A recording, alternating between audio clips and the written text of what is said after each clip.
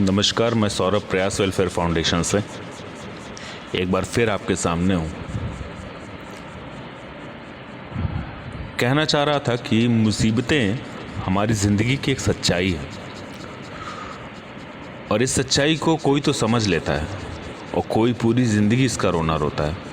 ज़िंदगी के हर मोड़ पर हमें मुसीबतों का सामना करना पड़ता है और इसके बिना ज़िंदगी की कल्पना भी नहीं की जा सकती। अक्सर हमारे सामने मुसीबतें आती हैं तो उन्हें हम देखकर पस्त हो जाते हैं। हमें कुछ समझ में नहीं आता कि क्या सही है और क्या गलत। हर व्यक्ति का परिस्थितियों को देखने का नज़रिया अलग अलग होता है।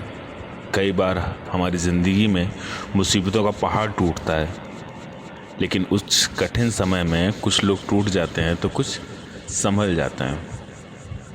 सारा पर्सपेक्टिव का खेल है, आपकी सोच का खेल है। किसी परिस्थिति को आप किस नज़रिए से देखते हो। वही परिस्थिति कुछ लोगों के लिए मुसीबत होती है, वो हार जाते हैं। वही परिस्थिति कुछ लोगों के लिए एक नई अपॉर्चुनिटी बन जाती है, जिससे वो कुछ कर गुजरते हैं। नेपोलियन के बारे में आप सब जानते होंगे। नेपोलियन के बारे में एक बात बहुत फेमस है कि नेपोलियन अक्सर बहुत ही रिस्की काम किया करते थे। ऐसे काम जो जोखिम से भरे होते थे, ऐसे काम जो किसी और ने कभी नहीं किए। एक बार की बात है कि उन्होंने एल्प्स पर्वत को पार करने का ऐलान किया और अपनी सेना के साथ चल पड़े।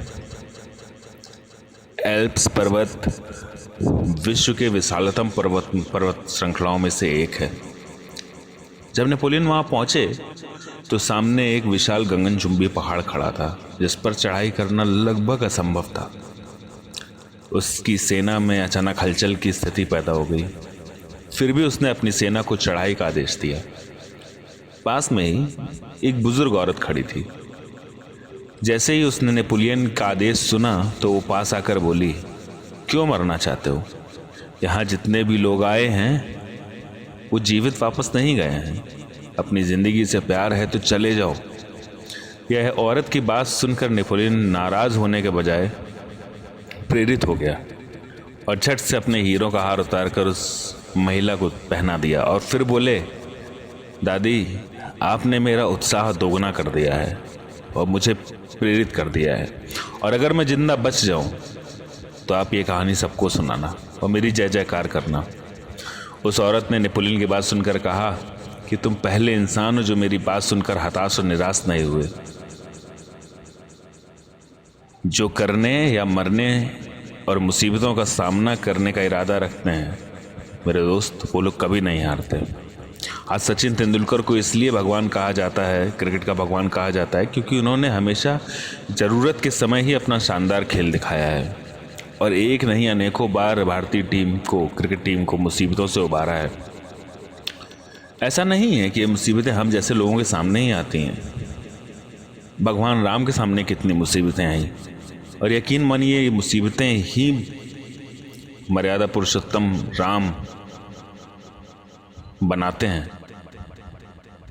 अगर ये मुसीबतें नहीं आती, ज़रा कल्पना कीजिए, राम के इतिहास में अगर रावण नहीं होता, सीता का हरण नहीं होता, वनवास नहीं होता, तो क्या वो कभी मर्यादा पुरुषोत्तम बन पाते?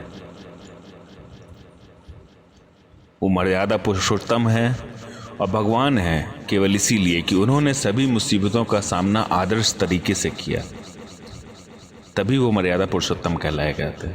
मुसीबतों में हम अपने दिमाग को कैसे स्थिर रख सकते हैं और उस मुसीबत का हल निकाल सकते हैं, यही जीने की कला है। मुसीबतें हमें आदर्श बनाती हैं। अंत में एक बात हमेशा याद रखिएगा, ज़िंदगी में मुसीबतें चाय के कप में जमी मलाई की तरह है, और कामयाब लोग वो हैं जिन्हें फूंक मार कर मलाई साइड में करके चाय पीना आता है। धन्यवाद।